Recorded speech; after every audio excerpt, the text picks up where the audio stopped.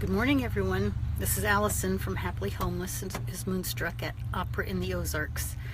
I haven't been doing a live feed for a while for, I don't know, various reasons, and I guess the primary one being that I'm exhausted, and I don't know, I've just kind of entered a zone of,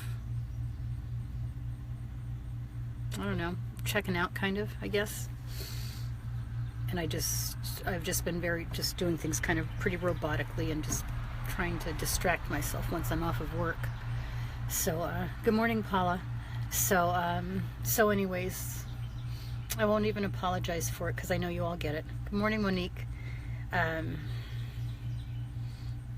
don't know. It's just, you know, any of you who are widows will understand that there's just like this whole sense of disbelief going on again. Not that it ever really left, honestly. You know, that Chuck is actually gone. I was talking to my daughter about it the other day, and it's like, you know, but it was always Chuck and Allison, you know, and we're a very strong physical presence together, and so when that person is gone, there really is such a sense of disbelief. Even though you know it's real, there's such a sense of disbelief. So I've just been totally zoning out. I tell people here that I'm very Walter Mitty about pretty much everything that I do. Doesn't matter what task I'm taking on. I always, in my mind, I'm relating it to a movie or a character or a TV show or something like that. And so the other evening before the show, I was watering the, good morning, Deborah. I was watering the palms that are in the theater, and we have hanging palms and then a couple of palms on the floor just to make it real pretty. And in order to get water to them, I had to go to the hose down the hill and fill up a couple of containers and then take them back up the hill. So I was trekking back and forth, and so even with something as simple as that, in my head I was saying, just repeating over and over, okay, Jack and Jill go up the hill. And so I was just fetching that pail of water, because it was literally a pail of water. And so I just kind of, even with something like that, I put myself into a zone. And pretty much everything it's all Walter Mitty. I imagine myself somewhere else doing something else, or whatever the situation is, I take it and I just build around it.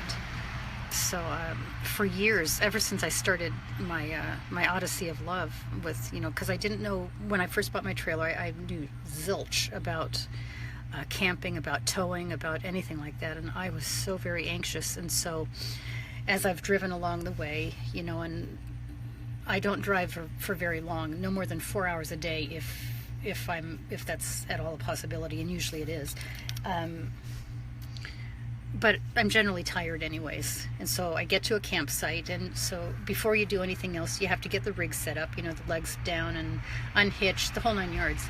And so in order to kind of make that process easier mentally and emotionally, I would just picture myself, and I still do, as a pioneer woman. And I love American history. Well, I love history of all kinds, but so I picture myself as a pioneer woman.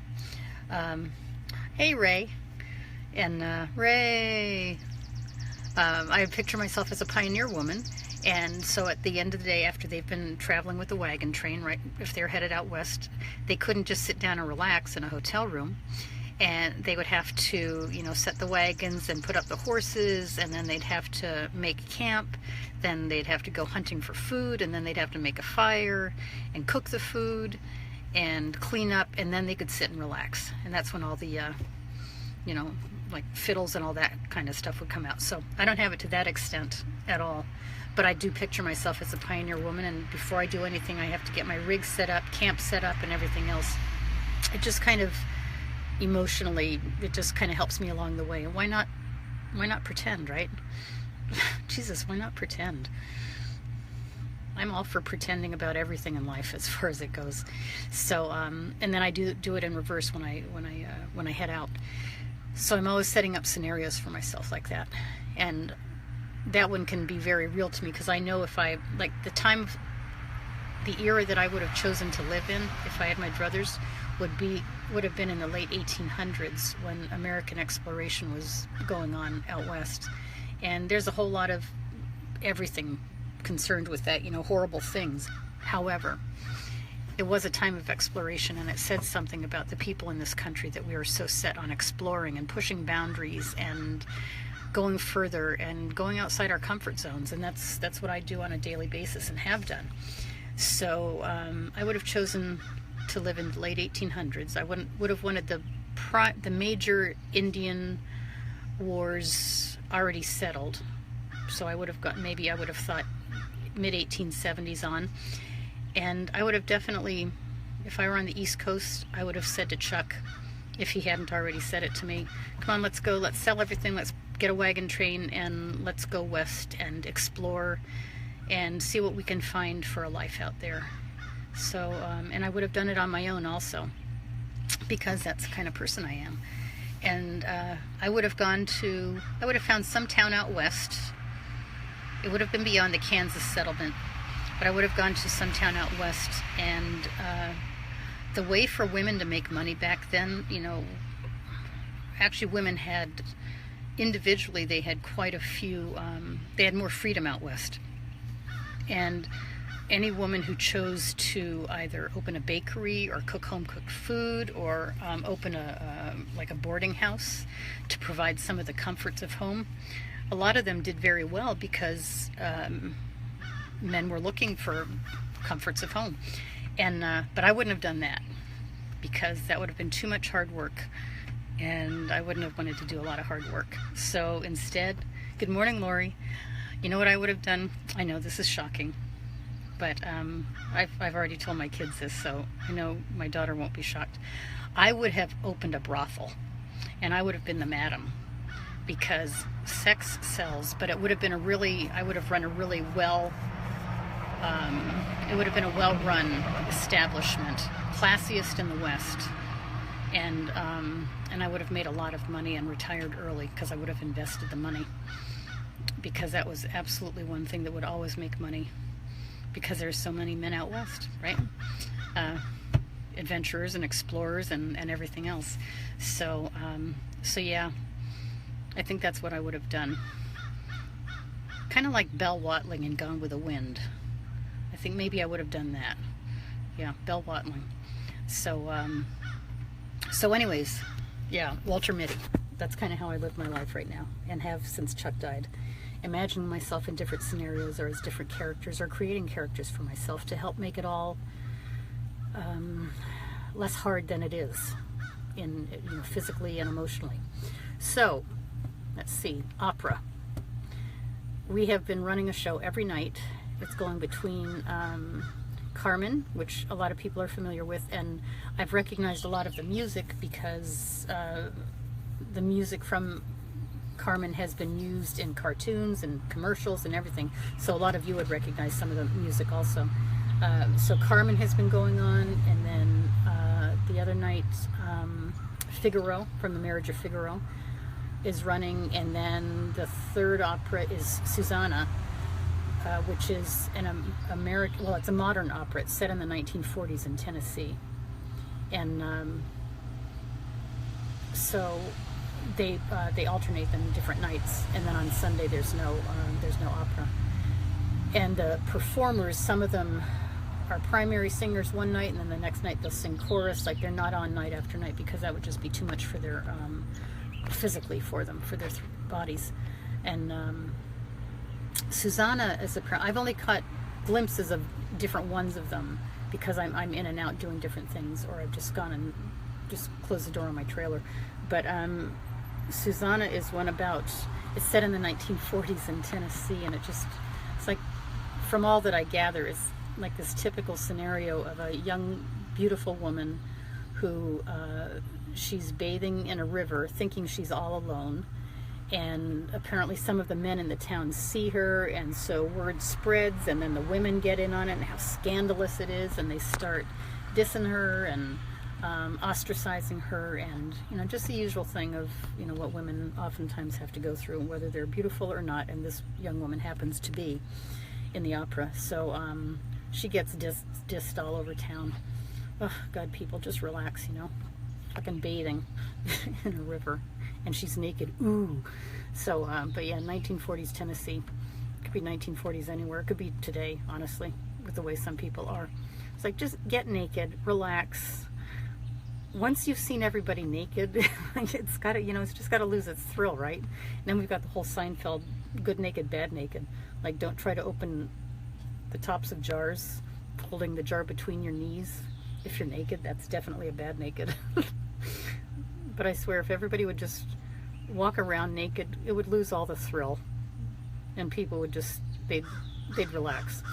So, but that's Susanna, and so there's a lot of work. There's not a lot, but there's enough work that has to be done to prepare for it, with programs being set out and concessions being set out, and always before the show, there's our director Nancy does an opera talk. Out on what we call the slab, which is concrete and looking out over the dam in the distance, Beaver Dam in the distance. So I set up chairs and all that, and she has, they give a short synopsis of what the opera is about, and she'll usually have a few of the performers there talking about their characters, and just to kind of acquaint people, the guests, with that. So, so I set up for that and then break it down afterwards, and Jesus, Carmen is like a 4-hour-long opera apparently, and there's 2 intermissions. So needless to say, I haven't lasted. I mean, you could tell I look tired, don't I? Shit, I look like hell is taken over on my face. Well, yeah, I look tired. So the holiday weekend's coming up, and a lot of people are going to be gone from here for the 4th, I guess. There'll be quite a few people staying, but a lot of people are going to be gone too. So I'm sticking around, and then next weekend, the following weekend, I'll go head to Little Rock to visit with my son and little grandson. And Rachel, my daughter, is going to be flying in from Arizona, so I'll be able to see her, and I'm looking forward to it, Ray. So, and then in the meanwhile, I wasn't going to tell anybody, but you see my hair. My hair is not actually up in curlers. My hair is, I have been dreading it every day, dreading as in, you know, dreadlocks, doing a few each day, and I actually know what I'm doing, and it's working, which is amazing. All the other times that I've tried dreads, I've always had people do it for me. Chuck tried years and years ago. I think we were in our 2nd year of travel, and I decided I wanted dreadlocks, and so we watched a bunch of YouTube videos, and we were down in Florida at the time, in Destin, Florida. Watched YouTube videos and got all the supplies, and the poor man spent probably, I don't know, 4 or 5 hours one evening dreading my hair as best he knew how, and as best I knew how to show him, which was nothing. And we finally got to bed at, I don't know, maybe 2 a.m. or something, but it was really uncomfortable for me to sleep on because it was so tight, like back here on the back of my neck.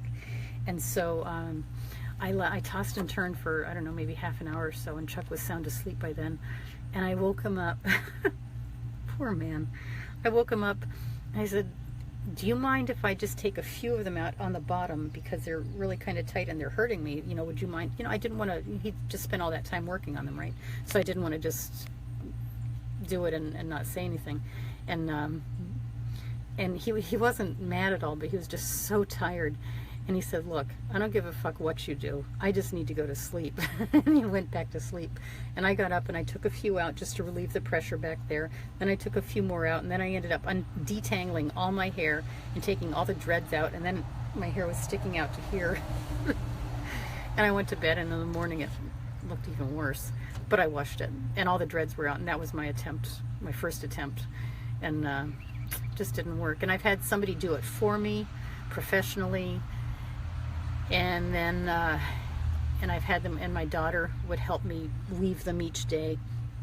But really, dreads, as far as I'm concerned, they need to be something, it's a practice that needs to be done by the individual themselves. And so that's what I'm doing now. This is all me. And you can't see it because I can't, they're not long enough.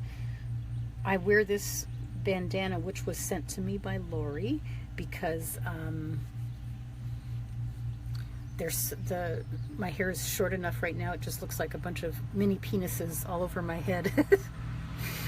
So So I wear this to kind of tamp them down, and my hair will grow, and then I won't have to wear it all the time, and I'll have a beautiful head of dreads, dread head.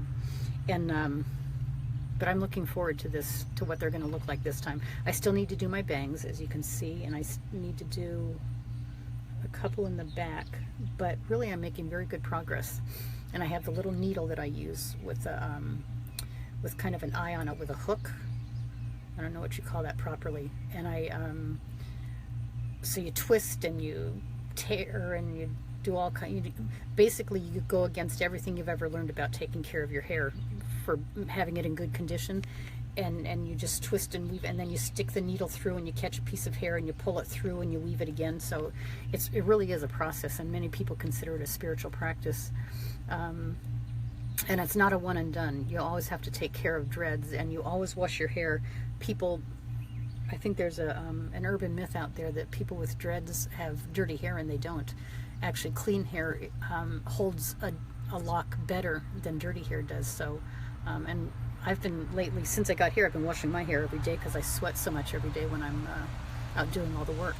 So, growing dreads, we'll see what it looks like. Right now, I assure you it looks like mini penises all over my head. So, morning, Janice. So, that's the dreads. I am covered, as is everybody else, in mosquito bites and in chigger bites. Doesn't matter how much I spray myself, how much oil I use, doesn't matter anything. Whatever part of my body I may have missed, I end up getting bites all over it. So then I use witch hazel all over. I have a witch hazel gel, and I use that all over. The chigger bites end up looking almost like they get big like poison ivy, and they kind of spread out a little bit. Really, honestly, it doesn't matter what I use to prevent it and what I use to take care of it. I feel so fucking itchy all the time. Like, it's very muggy here, which isn't the problem, but it poured rain yesterday and it poured rain last night, and so it's damp. Oh my God, it's so damp here. You could probably, if I could lift up a piece of the earth and wring it between my hands, water would pour out. And so that just makes all the bugs even more present, it seems, and it makes me itch even more. And there's not a part of me that is not itching with some fucking bug bite at this point. I've got to say, least favorite part of Arkansas, the frickin' bugs. But everybody is walking around, you know, if they wear shorts, which I never do, they have welts up and down their legs and bites, and it's just really kind of sad. Everybody's always looking for bug spray, and either to spray themselves or, oh God, it's insanity. It is sheer insanity. So bug bites. And then our chef had he lives in one of the cabins it's down beyond the holler. It's called a holler, not a hollow. In Arkansas, it's the holler. So he lives around the path at the end of, in the last cabin. And he told me that he hadn't been sleeping because the first night he was in his cabin. Oh God, Arkansas. There's 3 scorpions, and now apparently the scorpions here in Arkansas are not poisonous like the ones certainly out in Arizona. So thank goodness for that, right? This is perspective. But they do sting when they bite. It's just that they won't kill you. The bite won't kill you. So I told him, okay, I'll take care of it. You know, I'm friends with him. And I mean, I take care of the cabin anyways, but you know, I got right on top of it. And so I got the spray, and I sprayed on the outside, and then I sprayed on the inside. And there was still a scorpion the next night. So I had this ingenious idea that I had learned way back when, in my first marriage, when I was living in Lowell, Massachusetts, which, Janice, you will recognize. And we lived in this skeezy apartment. It was a studio apartment. Horrible. Oh my God, it was a horrible place. But, you know, we had no money. So, and there's cockroaches everywhere. Even when we would, like if we'd cook a pizza in the horrible oven, when the pizza, when it was finished cooking, and I'd open the door of the oven and pull the pizza out, like there'd be cockroaches on the pizza. Oh my God, I know. Do you have this heebie-jeebies by now? But if you already didn't about just my bug talk, I had to do a daily bug talk, I swear to God. But anyways, so it was gross. So, and I was always afraid to go to sleep when we were in that apartment. So what I did was I got bowls, I got plastic bowls, like mixing bowls, and I just filled them with water, and then I put the feet of our bed, I stood them in the water. The theory being, and this was long before Google and all that, so this was something that came out of my own head. The theory being that as far as I knew, cockroaches couldn't swim, and so if I put the bed stands in bowls of water, they'd drown before they could get to the bed and climb up on the bed and then, you know, get on me. And so anyways, I told our chef about that. I said, well, maybe you could do that for scorpions too. And so that's what he did. And he hasn't had any concerns about scorpions since then. So, hey, I have all these ingenious ideas just coming out of here. My other famous ingenious idea I had, and Chuck loved the shit out of this one. When he and I were first married, he had a Chevy van, and so it had this huge, broad windshield, front windshield, and it got a crack in it. And not a huge one, but enough of a crack so that when I took it to inspection, it wouldn't pass. And, you know, we didn't have any money at that point. You know, we had 4 kids that we were supporting and raising and all that other stuff. So, so I just got this idea one day. We couldn't afford a new windshield. And so I got this idea one day. Wait a minute, because I was out looking at it, and there's some bird poop on the windshield. And I thought, you know, I can recreate that. And so I went and I just got some white craft paint and some pepper. And I remember standing, because it was, you know, the windshield was high up, and so I got a little step stool to stand on. And I just, over the little crack, which wasn't a bad one, but it was bad enough not to pass, I just dribbled over top of it. I dribbled some paint, white craft paint, and then I just very carefully sprinkled some pepper into it so that it looked like bird poop. And it looked enough like bird poop that it passed inspection. I did it for 2 more years. Passed inspection every year. You know, it's all about learning. It's all about being creative, right? So that you can get by in life. And that worked for us until we were finally able to get enough money so that we could get the windshield repaired. And or get rid of the van. I don't even remember what we did. But anyways, it worked. So feel free to use that. That and the little things of water to put your bed stand in. So that has been my week. Bugs and lots of rain and 3 operas and a lot of itching, dreads. And it's a very quiet morning here right now. I'm the only one up and about, apparently. Some people have already left to go do an opera in another town. Some of the performers have. And so it's very quiet here, and I grabbed some breakfast and a Coke Zero to wake me up with some caffeine. And thought I'd check in with all of you and see how all of you are doing. Hi, Janet. I see you just joined us, too. So if any of you, I always ask this, if any of you have any kind of questions about the operas or anything else that is going on here, then I'm happy to answer them as best I can. But the older I get, the more I go along after Chuck's death, I make up an awful lot of stuff. I won't say I make it up, I kind of create stuff. Like if I don't have a real answer, I'll let you know. I don't know for sure, but here's a possibility, and then I'll just make a story up. Good morning, Mary Beth. And reality, I don't know. We all make our own reality, right? I was going to say that it's, slipping away from me, but really I'm insisting on my own reality, and it has nothing to do with mostly what everybody else has going on. I fly under the radar as much as I can, and it's interesting. I've noticed here, I interact with people a lot, with the students, with the other staff. I have people I like here, and we joke around and stuff like that. But I've also noticed, for somebody who is so social, me, who used to be so social, I have very much become a loner. I don't know if that's the same for any of you who are also widowed. but it was never my personality before. I was very, I always liked being in crowds of people, around people, talking with people.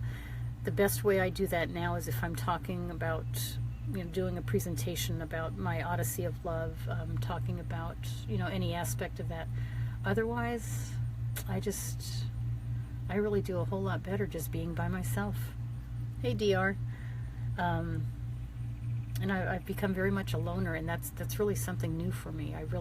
Chuck was the loner in our relationship. He preferred much smaller crowds of people, if not just plain one-on-one, simple one-on-one.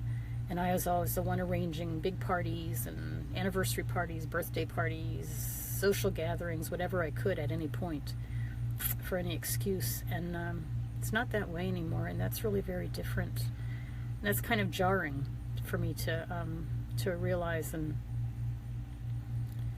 I don't know. It only intensifies as the years go by since his death. I don't know. And when I'm alone, I write. A lot of times I just distract myself. While I've been dreading my hair, I watch a lot of, I'm binge watching again, the new Hawaii Five-0 with Alex O'Loughlin. Ugh. And Daniel Day Kim, Chin-Ho Kelly. Oh my God. Those guys are so, it goes beyond hot. It's their the way they carry themselves and the way they portray themselves. The masculinity of them. And I really miss the masculine energy in my life a lot. So I watch Hawaii Five-0, and I get it from there. And I look for movies like that too, or any other show where there's a strong masculine, kind of an alpha male type of thing, so that I can get some of that energy in my life. So I do a lot of that while I'm by myself, and just distracting, and reading if I happen to have a book. Doing a lot of writing, but lately I've been doing way too much just zoning out, and I realize that, and somehow I have to catch myself up. But I'm so fucking tired, like physically tired. My God, look at my eyes. I don't know if I actually have bags, but I look fucking old today. Oh well. So anyways, I just wanted to check in with all of you because I know it's been a while, and catch you up to date on stuff. And I've got to say, it's been a long while since I've worked as physically hard as I have since I've been here, and it's not a problem for me at all. I'm glad to do it. I'm glad to have that distraction, and glad to be physically exhausted. But I really, man, I do a lot of hard physical labor here, and it's been a long while since I did that. Long while. So anyways, I guess that will be it for now. Just catching you up, and I'll try and catch up again sometime during the week if anything exciting happens. It's kind of a very contained world here, because we're enough outside of town, even of Eureka Springs, and going to town to stores other than in Eureka Springs, which is all very touristy and expensive shops. Going to town is such a process sometimes, because it's just far enough away. And it's windy roads, because we're here in the mountains. It's very windy roads and switchbacks and hairpin turns and all of that kind of stuff. So it's I'm just not always up to making the effort, and so I just stay put a lot. And so everything kind of just revolves around here. These however many acres there is here at Opera in the Ozarks. So yeah, anybody wants to call me or talk to me or anything else like that, I'm up for it. Especially today and tomorrow. I don't think I'll work tomorrow, but I'm going to get some stuff done today, because I didn't work a lot of yesterday because of the torrential downpours that we had. So anyways, I guess that'll be it. And thank you all for joining me this morning. There's not even much of a picture I could show you. I mean, it's all just wet and damp and buggy. Oh my God, is it buggy and itchy. Everything is itchy. So I'm going to go and find some more witch hazel, because otherwise I think I'm going to go freaking insane with the itching. And I'm going to cover myself in whatever chemicals I can to prevent any more bugs from biting me today, any more chiggers or mosquitoes. That's my plan for the day. Get bitten as little as possible. So I will catch up with all of you later, and just have the day you're going to have, good, bad, or indifferent. Distract yourself, be creative, invent a character for yourself and be that character for the day. Do whatever you need to do to go through this thing called life. And just one moment, one day at a time. And thanks all for joining me for this kind of monotonous monologue. I'm just not feeling energized this morning. You can tell because I look like fucking shit. I really don't look in a mirror anymore, so I only really see myself when I'm on live video. It's a little bit frightening. But at least I'm wearing pink, right? So there you go. So anyways, I'll catch up with you again later. Ti amo.